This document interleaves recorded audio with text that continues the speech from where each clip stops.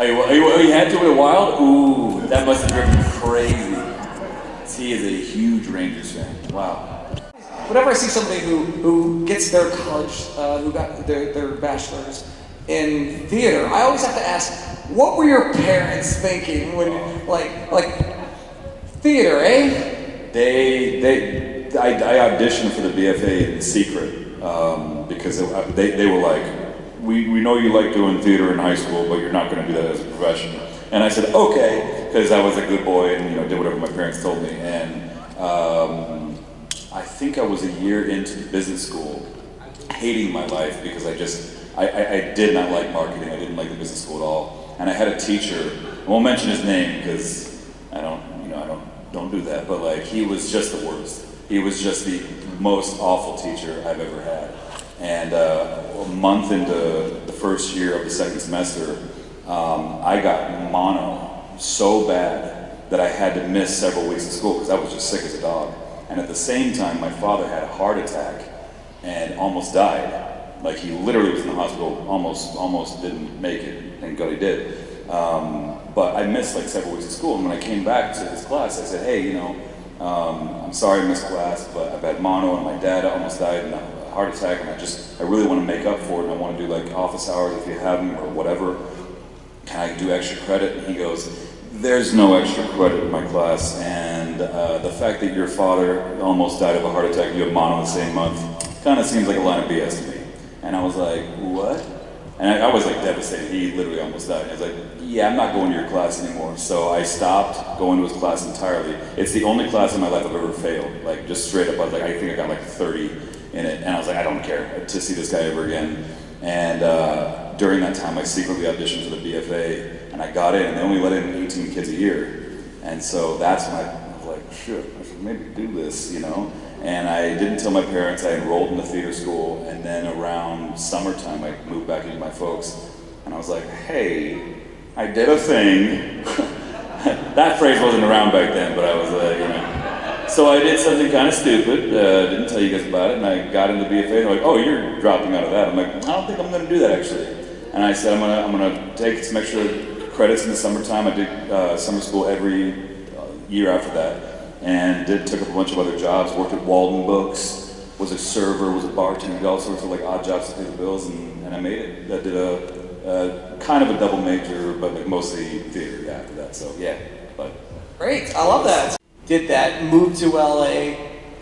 How long were you in LA before you got your first gig? Well, I did several like indie films and student films, but like the first like big break was Mad Men for sure. Like that was the thing that actually got me noticed enough by some of the other casting directors and producers were like, oh, I guess we can trust him with this. If he can do that, then usually it's just about getting that one gig, and then they're like, okay, we can trust you to not be a complete idiot around big actors and whatnot. And it was just a one-day shoot, but that helped me get in front of this particular casting office who also does Walking Dead. And I auditioned for that show 3 different times and was desperate to get on that. I wanted to get on Sons of Anarchy, Mad Men, and Walking Dead.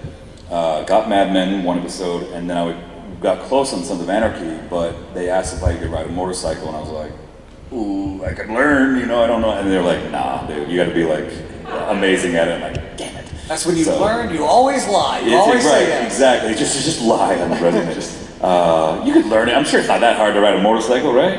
Right? Yeah. Can't be that hard. Yeah. You do it. You do this, and you freaking like, I could do that. I could do that.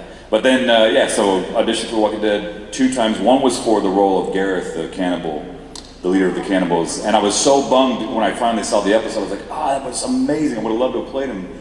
But he was only in 4 episodes and they were killed off, so I'm actually glad I didn't get that. And The Walking Dead came, I had just decided to give up acting a month and a half prior to getting the audition for it.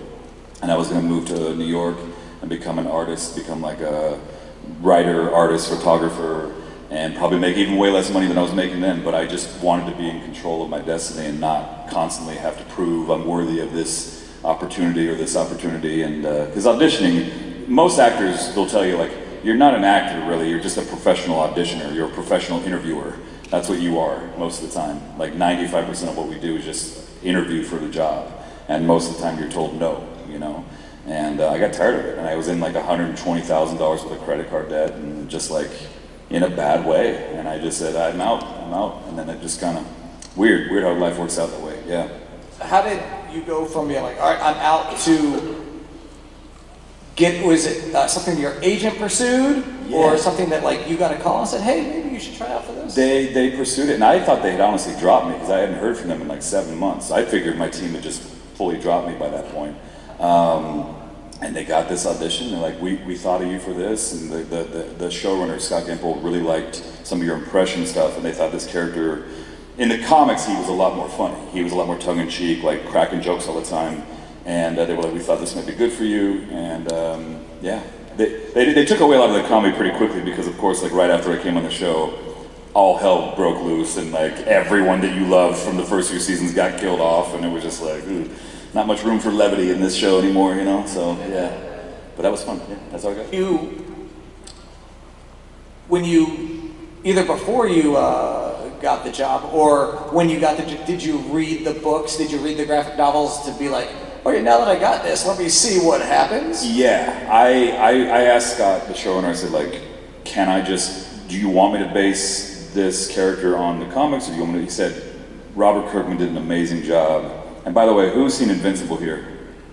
Oh my God. Who's seen the first episode of season 2? I mean, that was really good, was it not? Like, I mean, for those of you who haven't seen the show, I think it's one of the things I'm most proud of. I know I'm not supposed to talk about it. It's such a good show. I'm so proud of it. Yeah. But anyway, yeah. What was I saying? You were talking about... oh, yeah. I said, should I base as much of the character as you want in the comedy? He said, take as much as you feel is necessary, but ultimately I want you to make it your own. And so, yeah. Now, you mentioned that the showrunner liked your impressions. So when did that start? Was that a grade school thing where you always did impressions? Is it impressions? Is it impersonations? Impression, yeah. Impressions. I mean, either way. I think impersonation, when I think of an impersonator, I think of people like on Vegas Strip, like dressing up in the whole like Elvis outfit and like really going for it in the full body. But impressions, I think, yeah, that's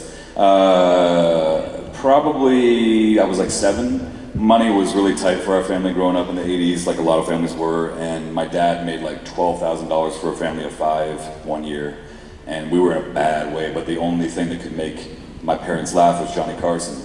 And I thought, as a kid, I was like, ooh, if I can sound like Johnny Carson or be like Johnny Carson, maybe my dad won't be so mad, and maybe things will be lighter around the house, you know? And my brothers won't beat the crap out of me so much. And I'm sure it wasn't a very good impression because I hadn't even gone through puberty, you know? Right. But like, that's where it all started, was Johnny Carson, yeah. Yes, that's right. Yes, Ed, I'll take, I don't know. I'm trying to think of it's been a while since I've done Johnny, that's why, yeah. Anyway, yeah, that's where it started. And then you just continue doing that.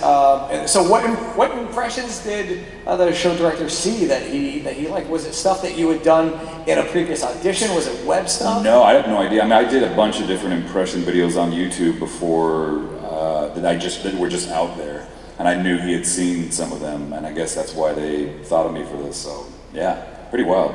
Do you have any favorites that you... Do I have any favorites? I see what you're doing there, okay? I do the most luxurious voice of all time, believe me, okay? This is gonna be weird with this, but here's the deal, okay? I love all of you. I love you very much. I love that you came to this beautiful panel room. It's gorgeous in here. I love the walls. Great big walls. Great walls. Anyway, sorry, I don't know.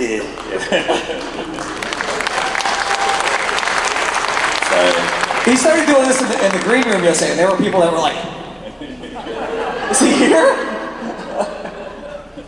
But do you have any favorites that you like to do? Yeah, I mean, Michael Caine's up there, I think, like McConaughey, of course. I mean, there's some that just... Ewan McGregor just makes me happy, because when you hear Ewan McGregor, he's just so full of light and joy.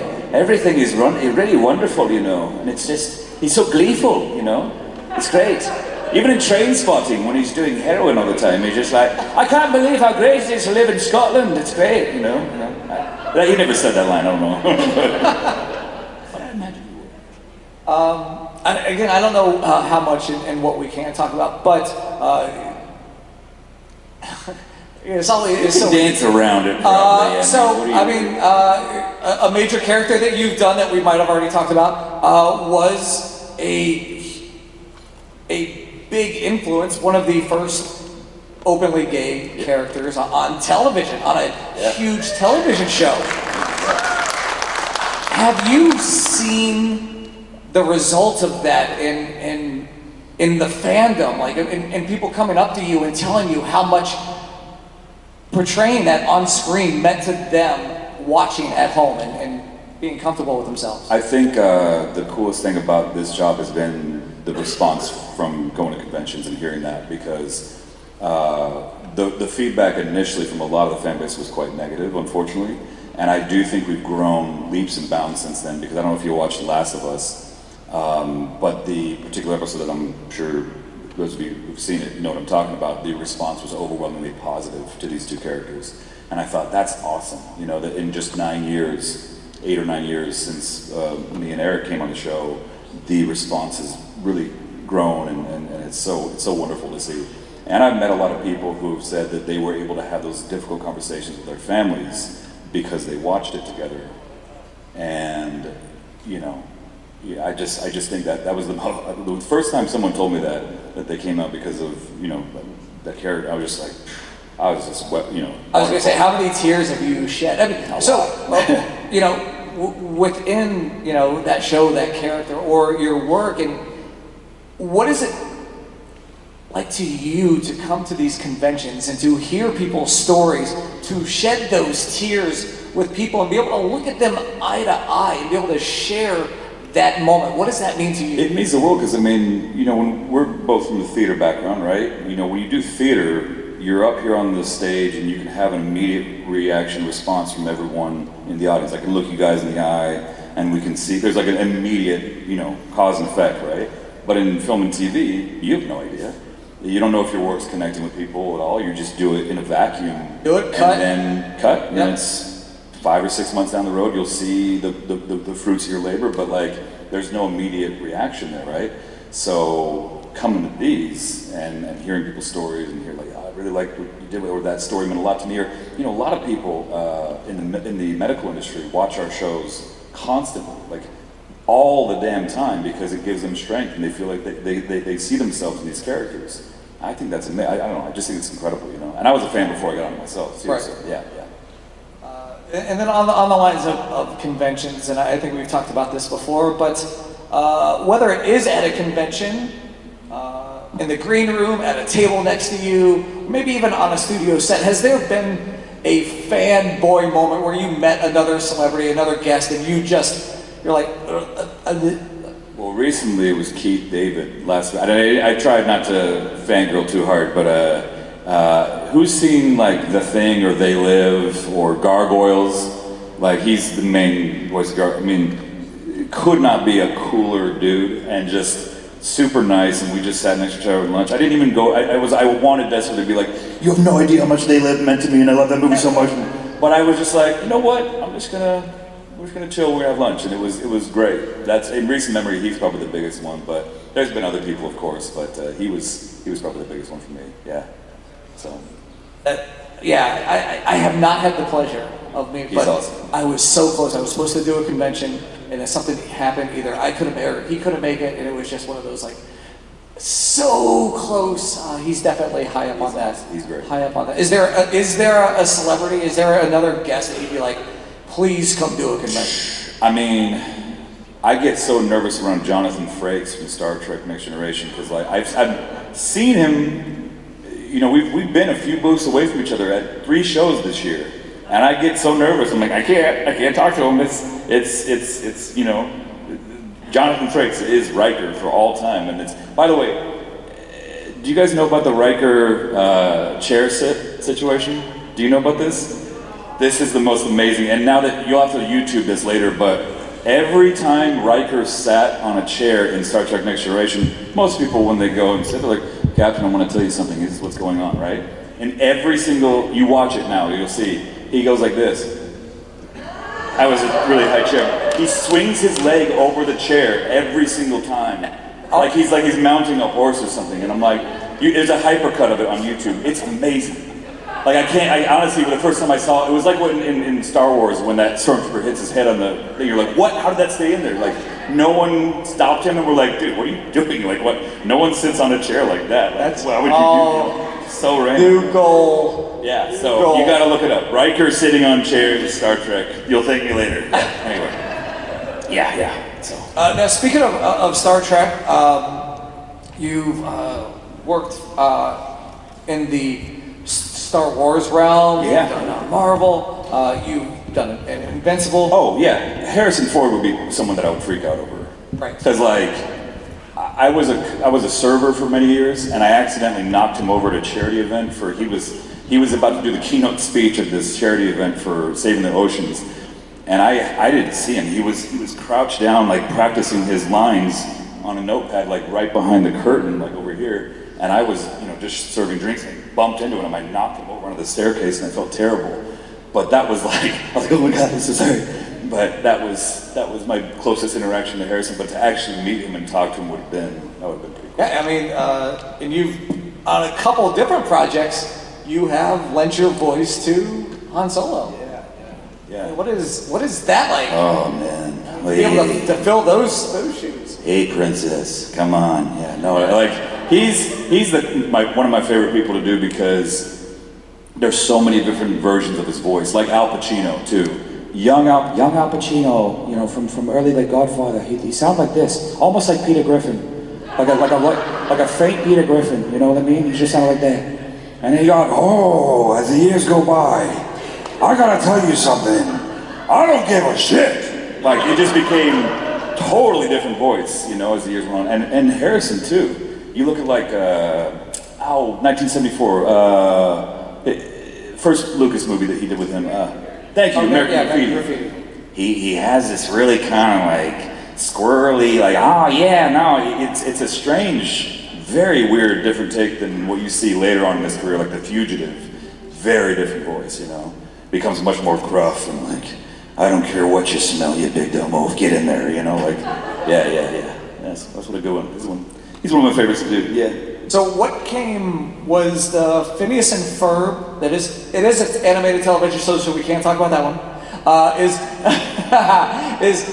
was Phineas and Ferb the first iteration of Han Solo? For me? Yes. Yeah. That was the one, because I think someone saw one of my impression videos. Oh, Dan Povenmire, Swampy, the creators of they're awesome. I don't know if you ever met, but if you ever get a chance to meet Dan and Swampy from Phineas and Ferb, they're the coolest, most amazing guys, and they're just wonderful. But they saw one of my impression videos and called me in for that, and that was 2012, I want to say. That was before Walking Dead too. Yeah.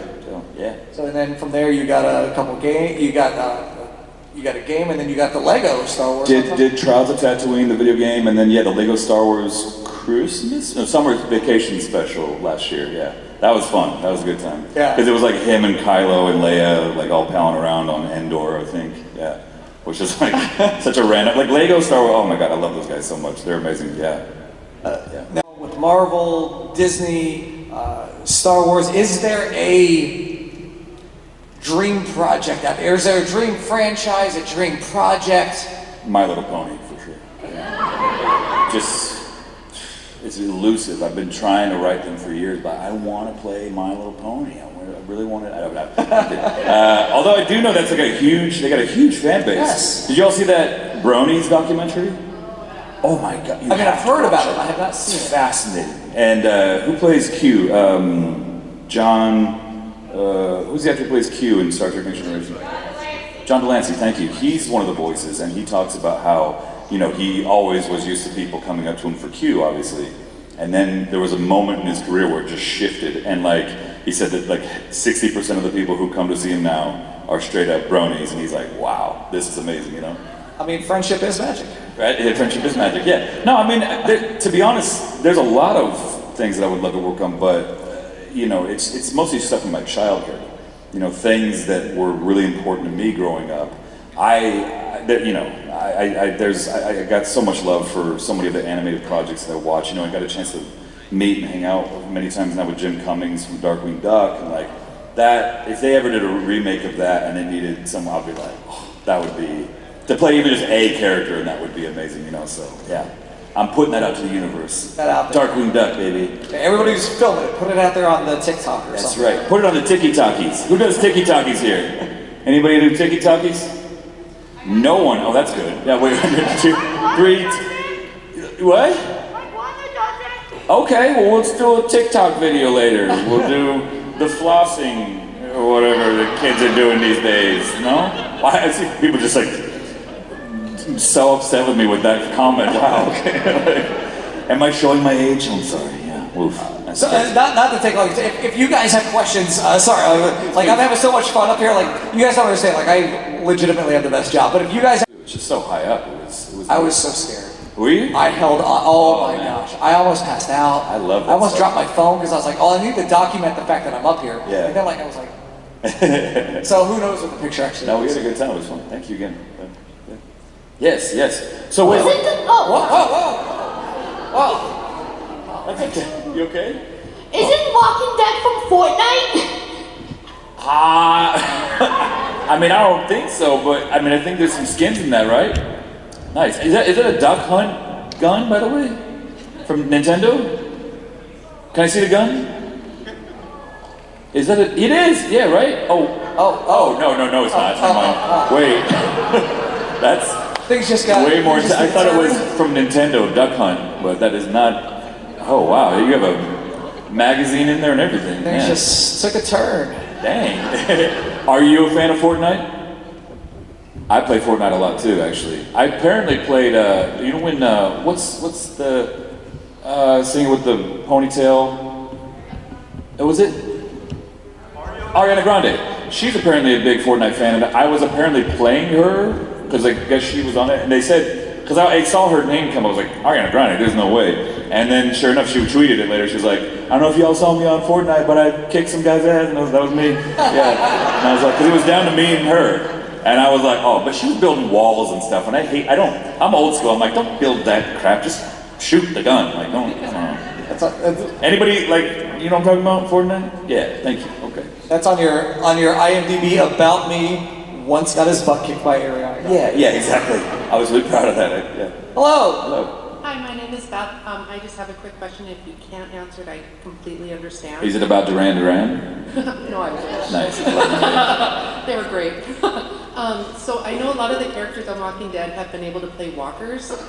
Have you had a chance to do that? And would you have some creative input onto what your walker would look like?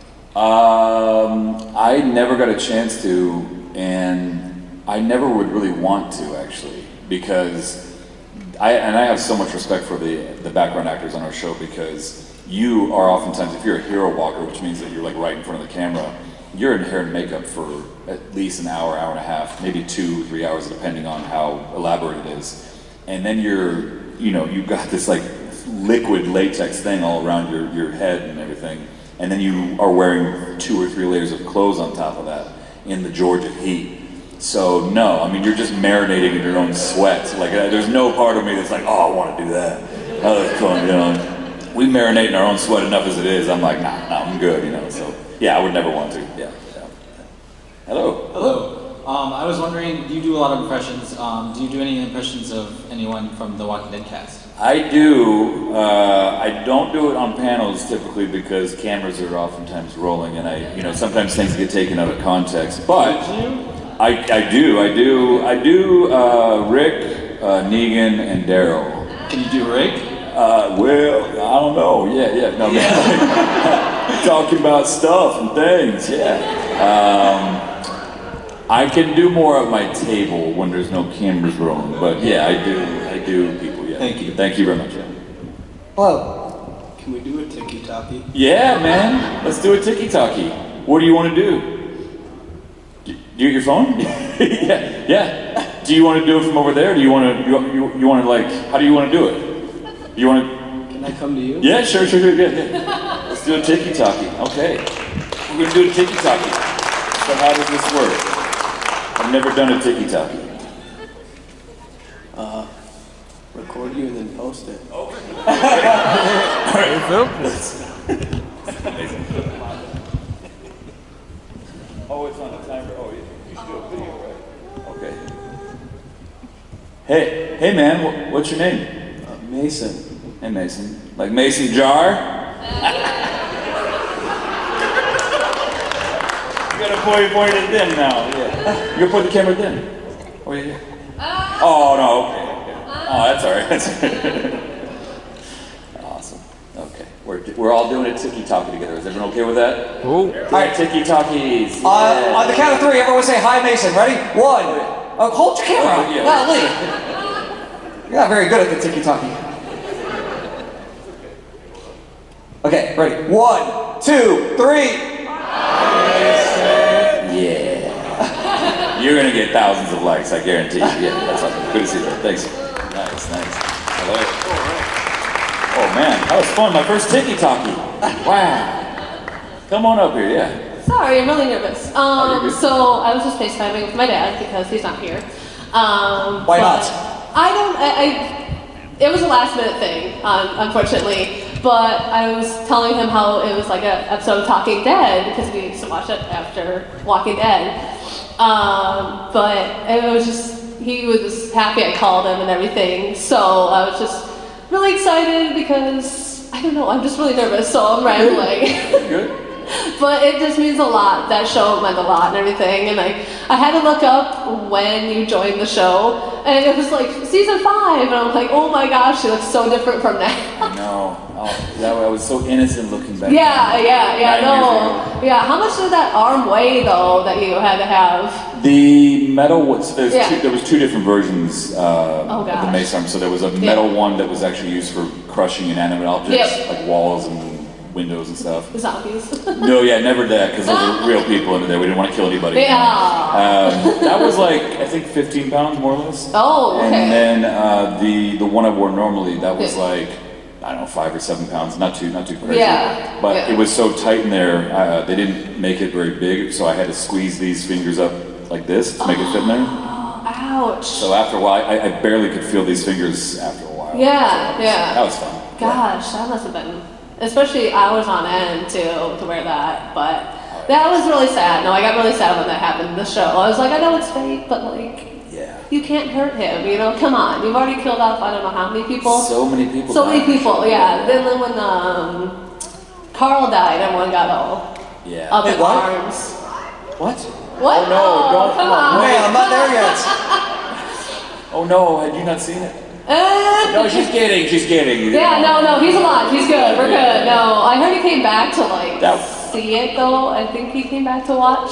Yes, he did. Oh, he did? Okay. Also, he showed up at the finale, which was really cool. He was actually an extra in one of our.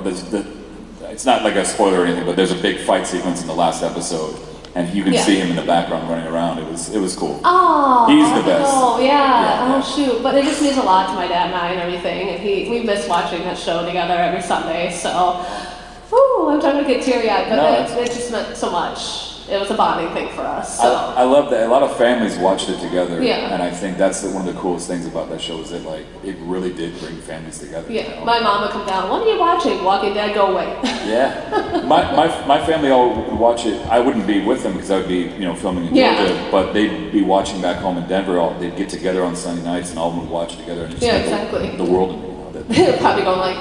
Yeah, I mean, but they could see what I was up to all those. Oh months, yeah, and I wasn't for able sure. to hang out with them. And it was neat, Again, sorry to ramble. I'm really nervous. You're good. No, you're good. Yeah, no worries. So thank you for all of that. I should say it's the whole shebang for that. Seriously, thank you. Hi there, my name is Lawrence. Thanks for coming here today and answering some questions. I had a question about, you mentioned earlier, before you were able to get on The Walking Dead, you mentioned that you were kind of leaving the space of acting and pursuing something. And when you got the call, you hopped onto The Walking Dead. I was wondering, what did you do? What was your mindset to kind of bring yourself back into acting? To be honest, I was so thrilled to get that job that it was like night and day difference. Like I had made the decision to give up acting 6 weeks prior, and I felt really good about that. When you try to be a thing your whole life, and your friends are like, oh, you got to do this, you got to keep, and when you tether your personality and your whole life, your happiness and everything to a dream, If it works out, great. But if it doesn't work out, and you feel like all that you have fought for your whole life is now, it's probably not going to come to fruition, it hurts like hell, you know? And giving up, finally like releasing that pressure on myself felt amazing. Man, I was ready to fully just pursue art and photography and other stuff, and you know, probably just be like a bum, you know, for a long time. But I was okay with that. And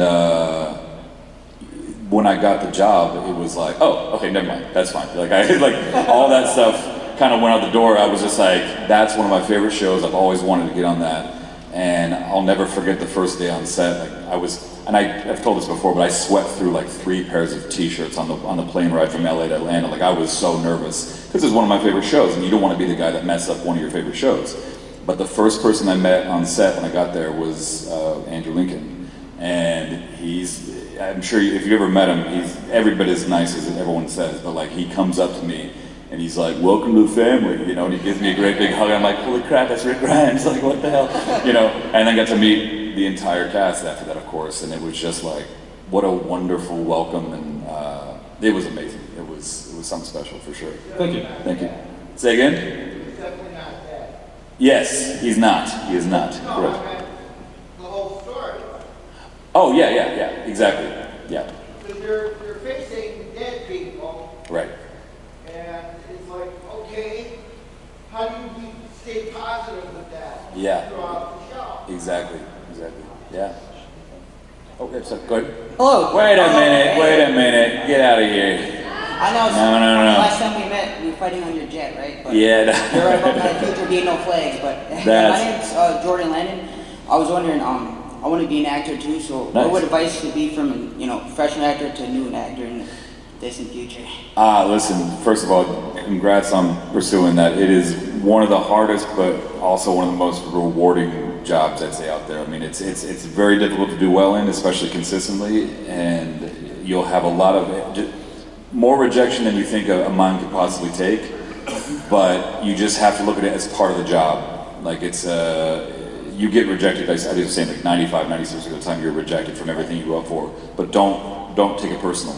Never take it personal. Let that stuff just kind of roll off your back. And I would also say, don't be afraid to do everything. Like, do student films, do indies, do commercials, do all the things out there that's going to get your face in front of cast and directors so that they know who you are. Because the last thing you want to be is precious about, oh, I would never do that or this. Don't worry. Like nothing is too precious in our industry anymore. Like just feel free to do as much as you want, and that's when you learn the most from those small indie and student films. That's where you really cut your teeth. So don't be afraid to do that. All right, cool. And do like YouTube stuff. Get your stuff out there. Yeah. Speaking of that, I am with my friend over there. We did YouTube back in our high school, Bemidji High School, the guy you just met. But Nice. Yeah. We were at the Emmys back in like 2019, but that was fun. So At the Emmys? yeah, the Emmys Student Awards. Dang. That guy won an award over there. Nice. Congrats. Yeah, That's awesome. So yeah. All right, thank you so much. No, and you look great. I'm kidding, of course. Yeah. No. Good to see you. Good luck to you. Yeah. That's all. Hello. Yeah. Oh, dead shot? No. Deathstroke. Yeah, I knew it was one. Yeah. There's so many characters with dead in their name. I know. It's hard to keep it straight. Yeah. Potential spoilers for the final season of The Walking Dead. Earmuffs, everyone. I was wondering how Lydia losing her arm affected you and Cassidy McClincy's relationship. Oh man, I mean, it was pretty wild because it was the last episode of the show, so we didn't really get to marinate on that too long, of course. But I have nothing but good things to say about Cassidy as a person and as an actor. She's who's here? Anyone met Cassidy McClincy from the show? Lydia? Anybody? No? Okay, well, one. Okay. She's like a ball of effervescent light. Like, I've never met anyone who is as kind and wonderful as her. She hugs everybody. She's like a golden retriever, you know? Just nothing but love. And when that moment, you know, and I'm sorry if it's spoilers, but like, you know, when we have to, and I'm saying, you are so loved. It wasn't just Aaron saying that to Lydia. That was me saying that to Cassidy, because like everyone loves her so much, you know. And that was one of the hardest films to see, scenes to film. What did I say? Hardest. Whoa, look at that. hardest scenes to film. Sorry, ADHD. I'm like, oh, that's amazing. I don't know what that is, but Tinker? What is that? Oh, yes, Tinkerbell. Yeah, nice. Everyone clap. Yeah. Isn't that how it is? You have to clap and they'll stay alive? What is it? Is that right? Yes. Yes. Yeah, that's what it is, right? Yeah, yes. Yeah. I remember You got it things. right. I remember things. So yeah, it was awesome, and if you ever get a chance to meet her, you should definitely say hi. Also, congrats on surviving. Thank you. I guess all. Also, spoiler. I hope nobody. Yeah, it's like, yeah, no, thank you very much. Yeah, no, it's all good. All good. Thank you. Yeah, exactly. Not a leg, but an arm. Yeah. Hello. Yeah, hi. So I was wondering, was there a nervousness to working on Walking Dead, knowing that your character could potentially be killed off at any point? Oh yeah. I mean, aside from like sweating through all those shirts that first day, like once you get the job, you're excited to have it, but you're also, it's kind of like I would imagine like a senator would feel, after you get that. Once you get in there, you're like, okay, now I want to stay here. I want to stay in this position. And I was so nervous about being killed off those first, several episodes. And then Josh McDermott, Eugene, pulled me aside and he's like, I know we're all worried about getting killed off. He's like, but we don't control that, And it's like, in real life, you don't get to know how many days you have left on this earth. So why should it be any different on the show? And he said, I was going to challenge you just to not worry about it anymore and just have fun with it. And I was like, damn, that's like, it's not only some stage advice from actor to actor, but stage advice as a human, we don't know how much time we have on this earth, so you better enjoy these times that we have with each other. Like things like this, it's freaking awesome. Like, we're getting together and we're celebrating different fandoms, and I don't know about you guys, but I got picked on a lot as a kid, and I, would have loved to have had something like this when I was growing up, because I would have felt included. I would have felt like I had a group. And instead I was just kind of a loner, like angry kid, But these things are pretty important for that, I think, All right, thank you. Thank you. Thank you. Oh, Fortnite kid's back. Autographs? Yes. Okay, cool. Who all did you get?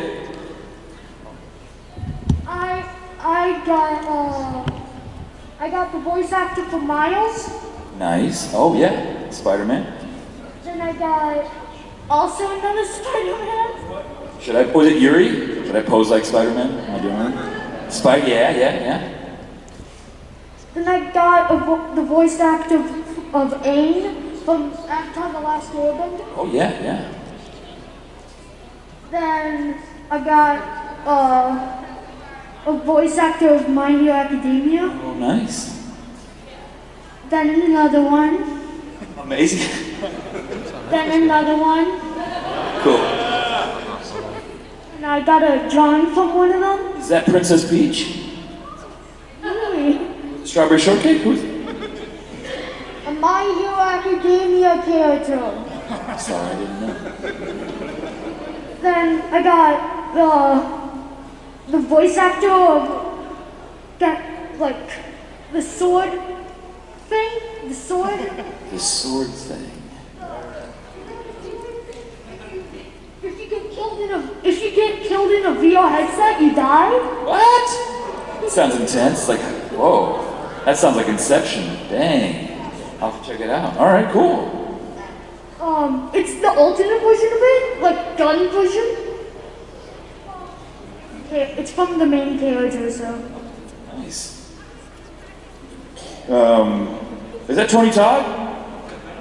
I got Ahsoka's. Oh, nice. Yeah, Ashley Eckstein. Nice. Very cool. All right. Thank you. Thank you so much. Very cool collection. Nice. Yeah. How do I follow that? Bob, good luck. You want to show us your autograph collection? Yeah, show us your autographs. I don't have any. First off, as an impressionist myself, yours are spot on. I'm always impressed when anytime I see you do them. Thank you. My name's Lee. I'm a fight choreographer. And I just, from an actor's perspective, what hurdles have you run into, and what would you like to say to the fight choreography community about how to work with actors that don't necessarily have the stunt or fight background? Like, what would be your wish list? One, always listen to the fight choreographer, and I think a lot of us like to be cowboys, and myself included. Sometimes we think we can do everything and it's all good, but at the end of the day, it's a TV show or it's a film. You know, it's not we're not curing cancer. I always say it's about safety first. You know, and I always try to press that on some of the younger actors who come on our show who want to just do everything. And we have to do most of our own stunts on our show because there's just no time, and that's just how it is. But I would just say never forfeit your own safety for the sake of a great shot. It's just not worth it, you know. So. Preach that to more actors. I have so many cowboys. So. Yeah, of course. Who all do you do, by the way, impression-wise? Connery, Walken. Oh yes, of course. Yes. Well, clear enough, Miss Money Penny. Well, if you pulled your hair back, you could be from Medicine Man. I found the cure for the plague of the 20th century, now I've lost it. Have you ever lost anything, Dr. Bronx? Your car keys, your bus pass? Well, this is something bigger. That's great. Hey. Can I do my quick walk-in karaoke? Yeah, of course. Walk-in at karaoke doing the Humpty Dance. All right, stop what you're doing, because I'm about to ruin the image and the style that you used to. I look funny, yo, I'm making money, sheesh, yo, what the hell, be ready for me? Oh, fantastic! My man. And on that note, that is all the time that we have. No, we got to do more karaoke. But before we go, this is my last time up on the scene. Thank you. As well as Larry, our stage manager, and our audio team, please give it up to all of our staff here at Twin Cities Con. And last but not least, thank you all. Please give yourselves a round of applause for coming out here this weekend. And one more time, give it up for Mr. Ross Marquand.